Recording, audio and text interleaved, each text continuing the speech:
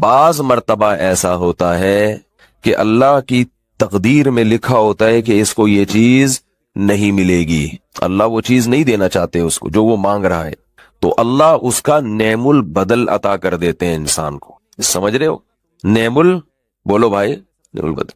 آپ چاہ رہے تھے کہ یہاں آپ کا معاملہ، آپ کو یہاں جاب مل جائے، وہاں نہیں ملی، اللہ نے کہیں اور دلا دی.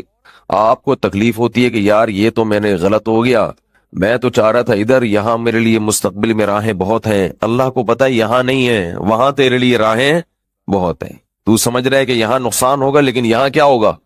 ہمارے ایک رشتہ دار تھے، ایک گورنمنٹ کے ادارے میں جاب کرنا چاہتے تھے، پورا زور لگا لیا، ان کا نام بھی آ گیا، عین موقع پہ ان کو ریجیکٹ کر دیا گیا. بڑی دعائیں مانگی تھی انہوں نے، بڑی دعائیں مانگی تھی، گورنمنٹ کی بہت اچھی جاب تھی وہ، مگر میں ان کو دیکھ رہا تھا کہ ان کا منہ لٹکا ہوا ہے اور بہت پریشان کہ یار ساری دعائیں کیا ہو گئیں، رد ہو گئیں. اللہ کی قدرت کی اپنا چھوٹا سا کاروبار شروع کیا، اس میں اللہ نے اتنی برکت دی کہ شکر ادا کرتے ہیں کہ میری جاب نہیں لگی تھی. تو ایک انداز یہ بھی ہوتا ہے دعا کی، بولو بھائی، قبولیت کا. یہ سب باتیں ان کے لیے ہے جو غیب پر ایمان رکھتے ہیں، اللہ اس کے رسول پر ایمان رکھتے. یہ بھی دعا کی قبولیت کا ایک انداز ہوتا ہے کہ آپ کو وہ چیز نہیں ملی، اس کا کوئی آلٹرنیٹ مل گیا، متبادل مل گیا جو اس سے بھی اچھا تھا. آپ نے شفا کی دعا مانگی مریض کے لیے، مریض کو شفا نہیں ملی، مر گیا، لیکن اللہ نے اس کے بدلے میں اس کو وہاں اچھا ٹھکانہ دے دیا، ایسا ٹھکانہ کہ وہ کہتا کہ شکر ہے میں مزید زندہ نہیں رہا، زندہ رہتا تو کوئی گناہ نہ کر لیتا میں. تو یہ بھی اللہ نے آلٹرنیٹ دے دیا نا، متبادل. صحابہ کرام جب غزوہ احد میں شہید ہوئے ہیں، بہت زیادہ نقصان ہوا ہے، تو اللہ نے فرمایا کہ اس شکست میں ایک مصلحت یہ بھی تھی، وَيَتَّخِذَ مِنْكُمْ شُهَدَاءَ، اللہ تمہیں شہادت کے مرتبے پر فائز کرنا چاہتا تھا، شہادت کی فضیلت دینا چاہتا تھا. یہ بہت بڑی فضیلت ہے اللہ کی نظر میں. تو بعض دفعہ دعا ایسے قبول ہوتی ہے اور بعض مرتبہ دعا ایسے قبول ہوتی ہے کہ جو چیز آپ مانگ رہے ہیں وہ نہیں ملتی، لیکن جو مصیبت آپ پر آنے والی تھی اللہ اس کے بدلے میں اس مصیبت کو آپ سے ٹال دیتے ہیں. آپ کا بیٹا بیمار ہے، آپ دعا مانگ رہے ہیں اللہ اس کو ٹھیک کر دے، ٹھیک کر دے، ٹھیک کر دے. اللہ کے علم میں یہ بات تھی کہ اس کا دوسرا بھی بیمار ہونے والا ہے، اس کو بھی کیا ہونے والی ہے، بیماری. تو پہلا والا تو ٹھیک نہیں ہوا، لیکن دعاؤں کی برکت سے دوسرے سے بیماری کو اللہ نے ٹال دیا. اب ہم چونکہ دیکھ نہیں رہے ہوتے کہ ہم پہ کیا مصیبتیں ٹل رہی ہیں، کون سی پریشانیاں دور ہو رہی ہیں، تو ہم اسی پہ پریشان ہوتے رہتے ہیں، یار میں تو کب سے دعا مانگ رہا ہوں اور انسان ٹھیک ہونے کا نام لے نہیں رہا. اور ایک انداز دعا کی قبولیت کا یہ بھی ہوتا ہے کہ کچھ نہ ہو، وہ دعا آخرت میں ڈپازٹ ہو جاتی ہے. وہ کیا ہو جاتی ہے، اللہ کے بینک میں جمع، اور اس پہ سود لگتا ہے. پھر کیا لگتا ہے، سود بہت بڑا چڑھا کے، کیونکہ ابھی نہیں دیا نا، اس دعا کا نتیجہ ابھی نہیں ملا، تو بعد میں جب ملتا ہے. تو اللہ کا اصول ہے کہ اللہ کے پاس کوئی بھی چیز جمع کرائیں گے تو جب بعد میں ملے گی نا تو وہ بڑھا کے ملتی ہے، پھر کم قسطوں پہ چیز ہمیشہ مہنگی ہوتی ہے. تو جب بعد میں ملے گی، اللہ کہتے ہیں یا تو کیش لے لو، اور اگر ادھار پہ چاہیے، بعد میں چاہیے، تو پھر زیادہ دوں گا میں، کئی گنا بڑھا کر وہ آخرت میں اس کا اجر ملے گا. اور جب انسان اپنی آنکھوں سے اس دعا کے اثرات کو دیکھے گا تو وہ کہے گا کہ کاش میری کوئی بھی دعا قبول نہ ہوتی. اس لیے میرے بھائی، خوش قسمت انسان وہ ہے جو دعاؤں کو فوکس کرے اور اس بحث میں نہ پڑے کہ ہو رہی ہے قبول کے نہیں ہو. یقین کر لے ہو رہی ہے قبول. اللہ کی حکمت ہے، مصلحت ہے کہ مجھے اس طرح سے دکھا نہیں رہے، اس کی حکمت ہے، ہم نے مانگنا ہے. اور جو لوگ اللہ والے ہوتے ہیں، جن کے دلوں میں اللہ سے محبت، ان کو دعا کے ایک فائدہ تو کیش حاصل ہوتا ہے. دعا میں اور کوئی فائدہ ہو یا نہ ہو، یہ فائدہ ان کو فوراً حاصل ہوتا ہے، وہ ہے دل کی تسلی کہ اپنی فائل کہاں داخل کر دی ہے، اللہ کی عدالت میں. کیس کی سماعت کیا ہو گئی ہے، شروع ہو گئی. ایپلیکیشن اللہ کی فائل میں، بولو بھائی، اس پہ نمبر لگ گیا ہے، رجسٹریشن اس کی ہو گئی ہے. اب کب نمبر آتا ہے، ہمارا جو کام تھا ہم نے وہ کر دی. لوگ کہتے ہیں نا بھائی میرا کام اٹکا ہوا ہے یار، تم کرنے. آپ کہہ سکتے ہو بھائی میں نے ڈاکومنٹس تمہارے سارے جمع کرا دے، ویزا لگنے کا انتظار ہے بس. ہے بھائی تمہارے سارے ڈاکومنٹس ہم نے جمع کرا دی ہیں، جو ہمارا کام تھا ہم نے وہ کر لیا، اب آرام سے چپ کر کے بیٹھ جاؤ. ہوتا ہے نا ایسے. تو انہیں تسلی ہوتی ہے کہ احکم الحاکمین کے دفتر میں اپنی حاجت کی فائل ہم نے جمع، بولو بھائی، کرا دی ہے. ہمارا جو کام تھا وہ ہم نے کر لیا ہے. تو تسلی، یہ تسلی بہت بڑی چیز ہے. دنیا میں اگر کوئی چیز مارکیٹ سے شارٹ ہے تو وہ تسلی ہے. ہر آدمی اسٹریس میں ہے اور ڈپریشن کا مریض بنا ہوا ہے. سب کچھ ہو کے بھی پریشان ہے، پتہ نہیں کچھ ہو نہ جائے. ایسا خوف جس کی کوئی ریزن نہیں ہے، یعنی سب کچھ ہے مگر پھر بھی ڈر رہا ہے کہ کہیں کچھ ہو نہ جائے. جس شخص کا اللہ پر ایمان نہیں ہوتا، اللہ پہ اعتماد اور توکل نہیں ہوتا، سارے اسباب اور وسائل کے ہوتے ہوئے بھی خوف زدہ ہوتا ہے. اور جس کا اللہ پر ایمان ہوتا ہے، کچھ نہ ہوتے ہوئے بھی اس کو ایک تسلی ہوتی ہے. یعقوب علیہ السلام کی مثال ہمارے سامنے ہے. بیٹا گم گیا، دعائیں مانگتے رہے ساری زندگی، مانگتے رہے، ایک دفعہ بھی مایوس نہیں ہوئے، ذرہ برابری بھی مایوسی نہیں. حضرت زکریہ علیہ السلام کو جو بڑھاپے میں اولاد ملی ہے، تو کیا آپ یہ سمجھتے ہیں کہ انہوں نے بڑھاپے میں دعا مانگی تھی صرف؟ ظاہر ہے وہ تو ساری زندگی مانگتے رہے ہوں گے نا. بھائی زکریہ علیہ السلام کو اولاد کی خواہش تو اسی وقت سے تھی جب سے ان کی شادی ہوئی تھی. اسی وقت سے اولاد مانگ رہے تھے کہ مجھے اولاد چاہیے، مجھے اولاد چاہیے، میرا والی وارث چاہیے، میرا والی وارث چاہیے. لیکن پوری زندگی دعا قبول نہیں ہوئی مگر آپ مایوس نہیں ہوئے. بھائی ہمارا کام ہے مانگنا، مانگتے رہے مانگتے رہے مانگتے رہے مانگتے رہے. لیکن اللہ کی عادت ہے، جب دیر سے قبول کرتا ہے نا تو پھر میں نے بتایا نا سود بھی لگتا ہے، جو حلال سود ہے سود بھی لگتا ہے. اللہ نے دیر سے قبول کی مگر پھر ایسا بیٹا دیا جو سب پہ بھاری. کہا کہ پھر ایک بیٹا ملے گا مگر وہ سب پر بھاری ہوگا. ذکر رحمت ربک عبدہ زکریہ، پوری سورہ مریم میں اللہ نے حضرت زکریہ کا تذکرہ کیا. ابتدا وہاں سے کی، تیرے رب کی اس رحمت کا ذکر ہے جو اس نے اپنے بندے زکریہ پر کی. اذ نادا ربہ نداء خفیہ، جب انہوں نے اپنے رب کو چپکے سے پکارا. چپکے سے شاید اس لیے پکارا کہ اگر میں سب کے سامنے دعا مانگوں گا تو لوگ مذاق اڑائیں گے کہ بوڑھے کو کیا ہو گیا، بال سفید ہو گئے ہیں، بیوی بانج بھی ہے، بوڑھی بھی ہے، اور اس عمر میں کیا مانگ رہے؟ اللہ سے دعائیں مانگ رہے. خفیہ، چپکے سے جا کے اللہ سے کہہ رہے. قال رب انی وہن العظم منی واشتعل الرأس شیبا، اے اللہ مجھے پتہ ہے میری ہڈیاں بوسیدہ ہو گئیں، مجھے پتہ ہے کہ میری ہڈیاں بوسیدہ ہو گئیں، میرے سر کے بال سفید ہو گئے.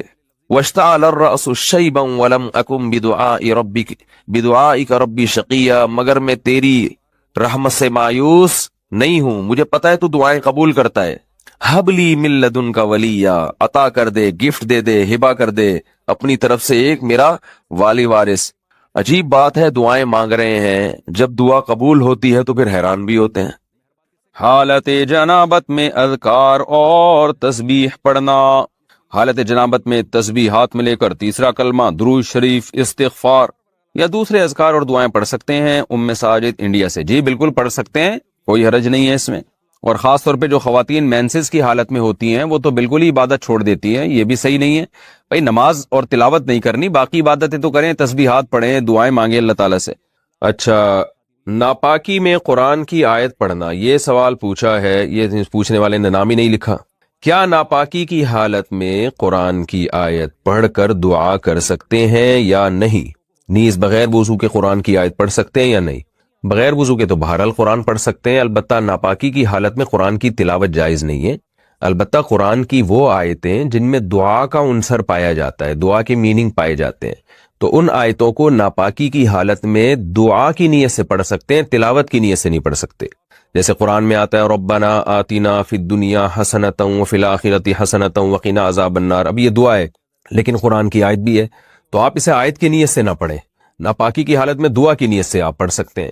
اسی طرح آیت الکرسی ہے تو یہ قرآن کی آیت، لیکن اگر آپ ناپاکی کی حالت میں یعنی جنابت میں یا حیض و نفاس کی عورت اگر ہے تو حیض و نفاس کی حالت میں آیت الکرسی قرآن کی تلاوت کی نیت سے نہ پڑھے. ہاں وہ بطور دم کے، بطور رقیہ کے، بطور وظیفہ کے پڑھ سکتی ہے وہ. اسی طرح سورہ فلق، سورہ ناس ہے، آپ دم کرنے کے لیے تو پڑھ سکتے ہیں، تلاوت کی نیت سے نہیں پڑھ سکتے آپ.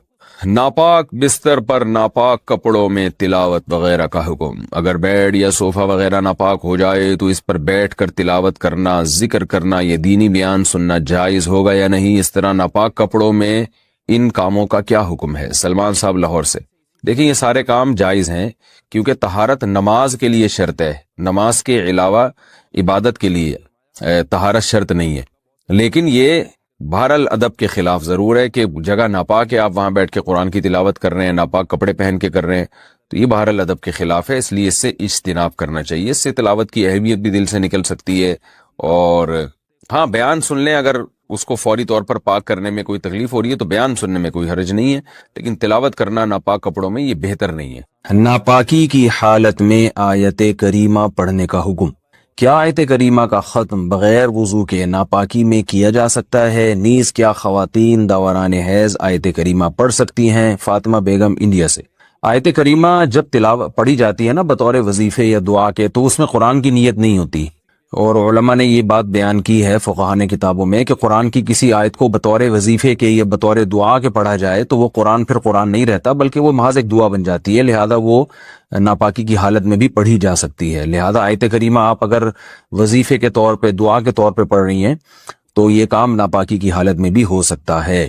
اسی طرح آیت کریمہ کے علاوہ سورہ فاتحہ ہے، یا رات کو سوتے ہوئے جو دم کیا جاتا ہے اپنے اوپر، سورہ فلق، سورہ ناس اور سورہ اخلاص کے ذریعے، تو یہ سب جائز ہے، اس میں ناپاکی کی حالت میں بھی کر سکتے ہیں، کیونکہ یہ قرآن کی تلاوت کی نیت سے نہیں ہوتا بلکہ یہ دم یا رقیہ کی نیت سے ہوتا ہے۔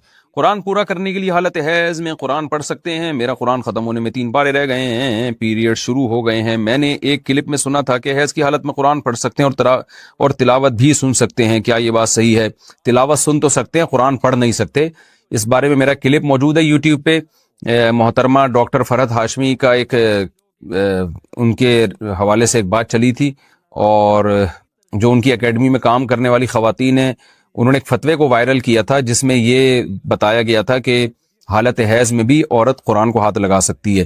اس پر میں نے کلپ ریکارڈ کروایا تھا، تو میں محترمہ ڈاکٹر فرحت ہاشمی صاحبہ کا حوالے سے دے رہا ہوں کہ میرا نام لکھ کے نا جب یہ سرچ کریں گے تو اس پہ وہ کلپ آپ کے پاس آ جائے گا، تو اس میں پہلے پورا مدلل اس پر میرا بیان ہے دلائل کے ساتھ کہ حالت حیض میں عورت قرآن کو ہاتھ نہیں لگا سکتی۔ مقصد خدا نخواستہ ڈاکٹر فرحت ہاشمی صاحبہ پر تنقید کرنا نہیں ہے کہ علمی مسئلے میں ان سے اختلاف کرنا ہے، اور مجھے یہ یقینی بھی معلوم نہیں ہے کہ ڈاکٹر فرحت ہاشمی صاحبہ کی رائے کیا ہے اس بارے میں۔ کسی نے مجھے بتایا تھا کہ ان کی یہ رائے ہے اور وہ اس کو پروموٹ کرتی ہیں کہ حالت حیض میں عورت قرآن کو ہاتھ لگا سکتی ہے، تو اس پر میں نے دلائل سے ایک بات ریکارڈ کروائی تھی، وہ آپ سرچ کر لیں۔ قطع نظر اس سے کہ باقی ڈاکٹر فرحت ہاشمی ایسا کہتی بھی ہیں کہ نہیں کہتی، واللہ عالم، باقی ڈاکٹر فرحت ہاشمی صاحبہ کا جو ایک کام ہے ماشاءاللہ قرآن کی خدمت کے حوالے سے، اس کا میں بہرحال معترف ہوں۔ کراچی سے ایک خاتون نے سوال پوچھا ہے کہ ایام حیض میں غیر یقینی صورتحال ہو تو غسل کب کریں؟ حیض کے آخری دنوں میں جب ہمیں دن میں صرف یہ 1 یا 2 بار اسپاٹنگ ہوتی ہے، یقین نہیں ہوتا کہ اب خون آئے گا یا نہیں، تو ہمیں غسل کرنے کے لیے کتنا انتظار کرنا چاہیے؟ نیز اگر ہم نے انتظار کیا اور بلیڈنگ نہ ہوئی تو کیا ان نمازوں کی قضا کرنی ہوگی؟ یہ سوال اگرچہ حیا کے خلاف ہے لیکن بہت زیادہ پوچھا جاتا ہے اور خواتین بہت پریشان ہوتی ہیں۔ دیکھیے، جب کم سے کم حیض کی مدت 3 دن ہے، 3 دن کے بعد کسی خاتون کو جب حیض آنا رک جائے تو خواتین کو اپنی عادت کا علم ہوتا ہے، اگر غالب گمان ہو کہ اب دوبارہ بلڈ نہیں آئے گا، حتیٰ کہ اسپاٹنگ بھی نہیں ہوگی، غالب گمان قریب با یقین ہو، تو ان پر لازم ہے کہ وہ غسل کریں اور نماز شروع کر دیں۔ لیکن اس کے بعد اگر 10 دن کے اندر اندر دوبارہ ذرا سی بھی بلیڈنگ ہو گئی، ذرا سی بھی، تو اس کا مطلب یہ تھا کہ وہ جو نماز پڑھی تھی وہ ناپاکی کی حالت میں پڑھی تھی، لہذا وہ نمازیں لوٹانے کی تو ضرورت نہیں ہے کیونکہ وہ نماز ہوئی نہیں سرے سے، لیکن جیسے اسپاٹنگ ہو تو دوبارہ سے رک جائیں نماز پڑھنے سے، اور پھر جب غالب گمان ہو کہ اب دوبارہ بلیڈنگ نہیں ہوگی تو دوبارہ غسل کر کے نماز شروع کریں۔ تو یہ ہے، تو ان کا جو اصل سوال تھا کہ ہمیں غسل کے لیے کتنا انتظار کرنا پڑے گا، تو اپنا غالب گمان دیکھنا پڑے گا آپ کو۔ جب غالب گمان ہو جائے کہ اب بلیڈنگ بالکل بھی نہیں ہوگی تو آپ پر لازم ہے کہ آپ غسل کریں اور نماز پڑھیں، اور اگر اس کے بعد یعنی غالب گمان نہیں ہے یہ بلکہ تردد ہے کہ شاید ہو شاید نہ ہو، تو پھر غسل کرنا لازم نہیں ہے، کیونکہ الیقین لا یزول بالشک، یقینی چیز تھی حیض کا ہونا، اس کا ختم ہونے کا جب تک یقین نہیں ہوگا تو غسل نہیں کیا جائے گا۔ البتہ بعض دفعہ ایسے ہوتا ہے کسی خاتون کا خیال یہ ہوتا ہے کہ اب دوبارہ مجھے بلیڈنگ ہوگی، اور اس خیال سے انہوں نے غسل ہی نہیں کیا، تو پھر پتہ چلا کہ بلیڈنگ تو نہیں ہو رہی، تو پھر جو نماز قضا ہوئی ہے اس کی قضا بھی کرنی پڑے گی ان کو۔ خواتین کو اس کا بہت خیال کرنا چاہیے کہ جب ایام ہوں ان کے مینسز کے تو وہ نماز کی بہت زیادہ حفاظت کریں۔ قرآن مجید میں اللہ تعالیٰ کے ارشاد حافظوا علی الصلوات، نمازوں کی حفاظت کرو، محافظت۔ تو محافظت اسی طرح سے ہوتی ہے، اس کا خیال کرنا پڑتا ہے۔ تو فجر کی نماز اکثر خواتین کی گول ہو جاتی ہے کیونکہ وہ سوتے ہوئے میں گزر رہی ہوتی ہے اور اس دوران بلیڈنگ بند ہو چکی ہوتی ہے۔ تو جب خواتین کو اندازہ ہو کہ ان کے ایام حیض پورے ہو گئے ہیں، جیسے کسی کو 4 دن آتا ہے، کسی کو 5 دن آتا ہے، ایک عادت ہوتی ہے ہر عورت کی، تو 4 دن جیسے آنے کی عادت ہے، تو 4 دن کے بعد پھر ان پر لازم ہے کہ وہ صبح صادق کے وقت اٹھ کر دیکھیں کہ ہمیں بلیڈنگ آ رہی ہے یا بند ہو گئی ہے۔ ایسا نہ ہو کہ سوتے سوتے میں نماز ہی قضا ہو جائے۔ تو اگر بلیڈنگ بند ہو گئی ہے تو اس وقت غسل کر کے فجر پڑھیں۔ اور اگر بعض دفعہ یہ بھی ہوتا ہے کہ عشاء کی نماز بھی لازم ہو جاتی ہے، مثال کے طور پر صبح صادق کا وقت شروع ہو رہا ہے 5:30 پر، 5:30 بجے صبح، تو اب رات کو تو خاتون کا خیال یہ تھا کہ بلیڈنگ ہو رہی ہے اور آخری دن ہے ان کا ایام حیض کا، تو ان پر لازم تھا کہ وہ صبح صادق سے پہلے اٹھ کے دیکھیں کہ واقعی بند ہو چکی ہے یا نہیں۔ اگر بند ہو چکی ہے تو پھر یہ عشاء کی نماز بھی واجب ہے، عشاء کی نماز بھی پڑھنی پڑے گی آپ کو۔ تو بعض خواتین بالکل اس میں غفلت سے کام لیتی ہیں۔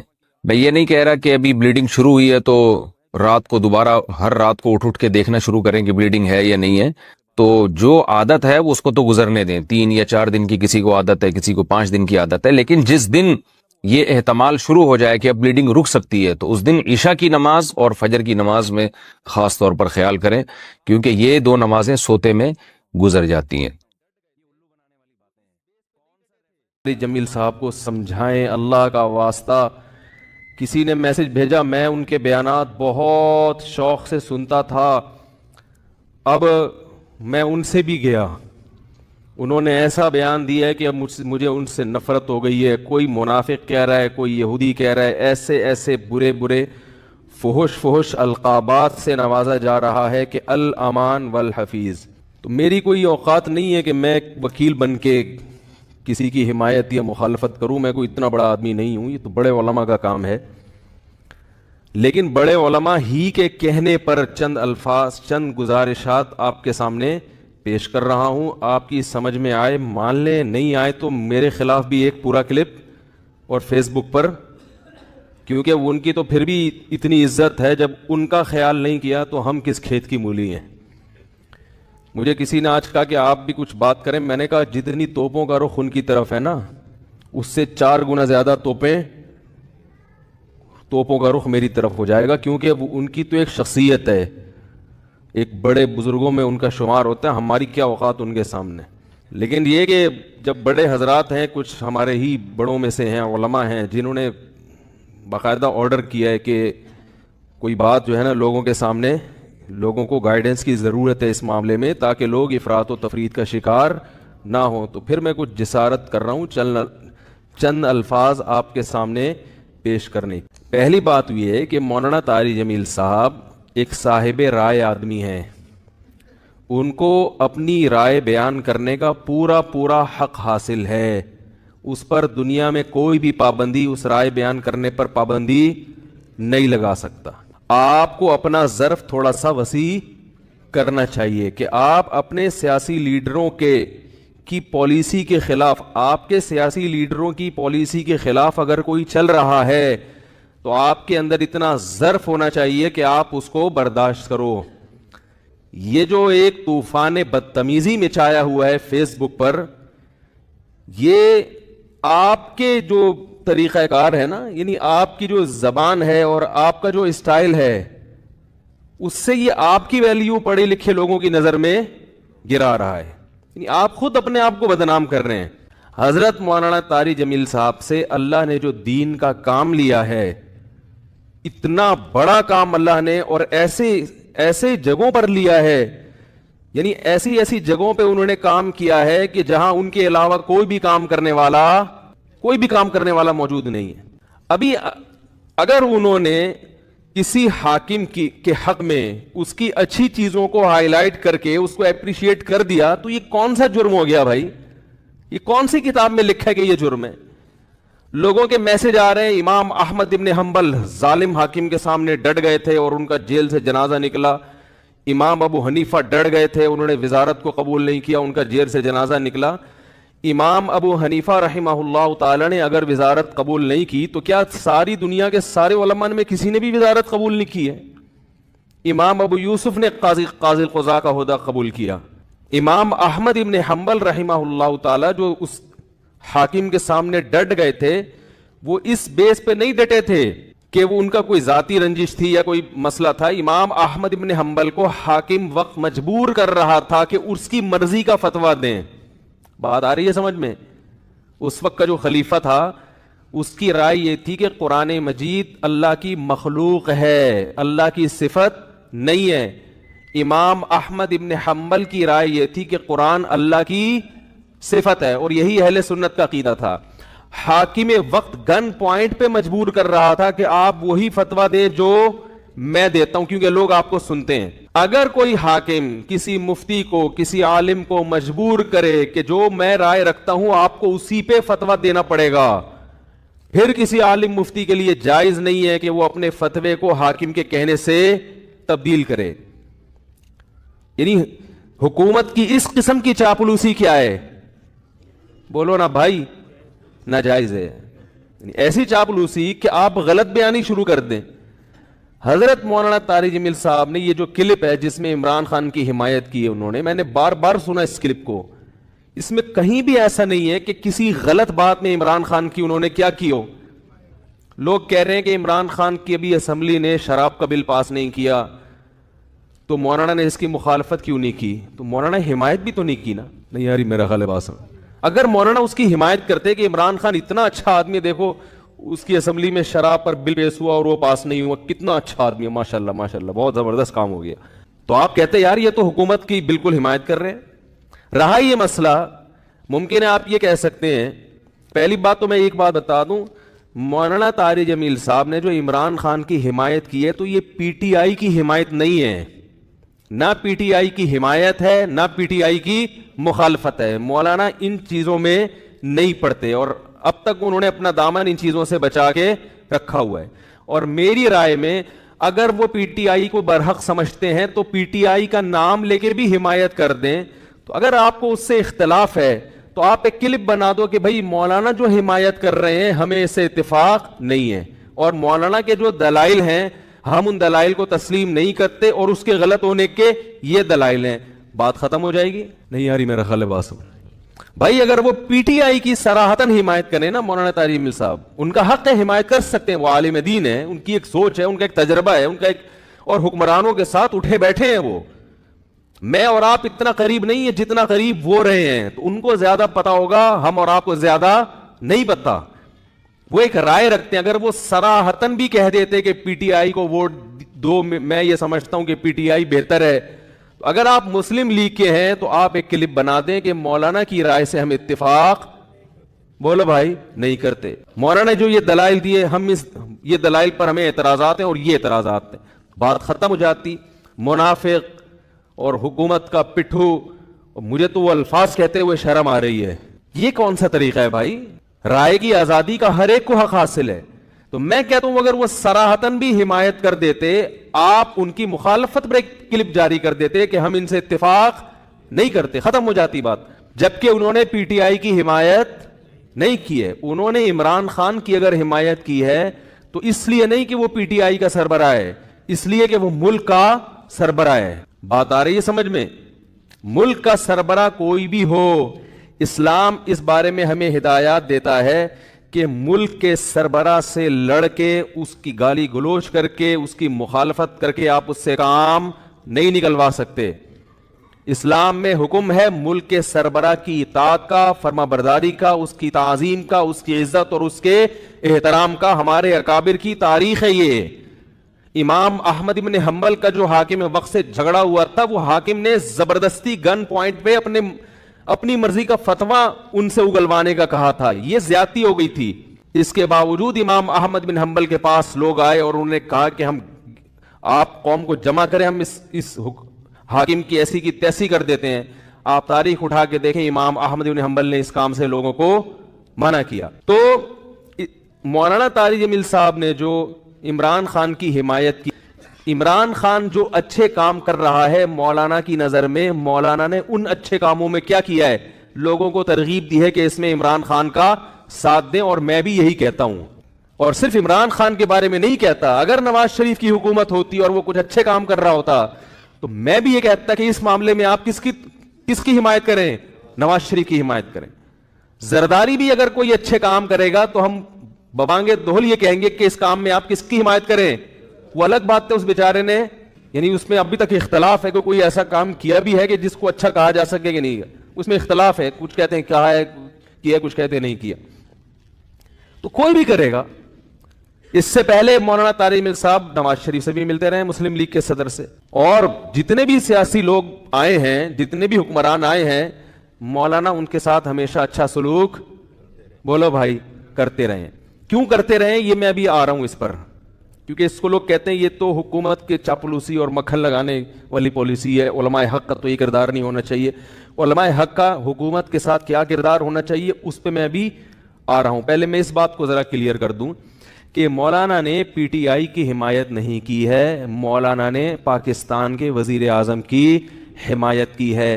اور اس حمایت کی وجہ کیا ہے؟ آپ کہہ سکتے ہیں اس قسم کی حمایت سابق حکمرانوں میں سے تو کسی کی بھی نہیں کی. تو عمران خان کے کون سے ایسے سرخاب کے پر لگے ہوئے ہیں کہ ایک طرف سیاسی لیڈر اس کو یہودی ایجنٹ کہہ رہے ہیں, ایک طرف اس کو یہ کہہ رہے ہیں, ایک طرف اس کو وہ کہہ رہے ہیں, اور مولانا اس کو کیا کر رہے ہیں, حمایت کر رہے ہیں. تو آج تک ٹھیک ہے ملتے رہے ہیں, مگر اس طرح کا کلپ بنا کے باقاعدہ اپریشیٹ تو اب تک کسی کو کیا نہیں. اس کا جواب مولانا نے اپنے کلپ میں دے دیا ہے. ابھی پھر میں نے بیان سے پہلے ان کا کلپ دوبارہ سنا ہے. مولانا نے کہا ہے کہ یعنی پاکستان کو مدینہ جیسی ریاست بناؤں گا, یہ دعویٰ اب تک کسی وزیر اعظم نے نہیں کی. انہوں نے وجہ بیان کر دی, بھائی اتنا زبردست دعویٰ کیا ہے کہ میں مدینہ جیسی ریاست بناؤں گا, تو مجھے یہ دعویٰ بہت اچھا لگ رہا ہے, میرا دل چاہ رہا ہے کہ میں کیا کروں, اس کی حمایت کروں. آپ کہہ سکتے ہیں کہ عمران خان نے یہ جھوٹا دعویٰ کیا ہے, تو بھائی اگر آپ کی رائے کہ جھوٹا دعویٰ کیا تو آپ حمایت نہ کریں. کیا ہو گیا بھائی اگر آپ یہ سمجھتے ہو کہ جھوٹا کیا ہے تو آپ حمایت نہ کریں. اور اگر ایک آدمی سمجھتا ہے کہ وہ اس دعوے میں مخلص ہے, اب اس دعوے میں وہ کتنا پورا اترتا ہے نہیں اترتا وہ ایک الگ بحث ہے. مولانا کی رائے ہے کہ بھائی وہ اس دعوے میں کیا ہے, مخلص ہے, تو وہ حمایت کر رہے ہیں. آپ سمجھتے ہیں کہ مخلص نہیں ہے, منافق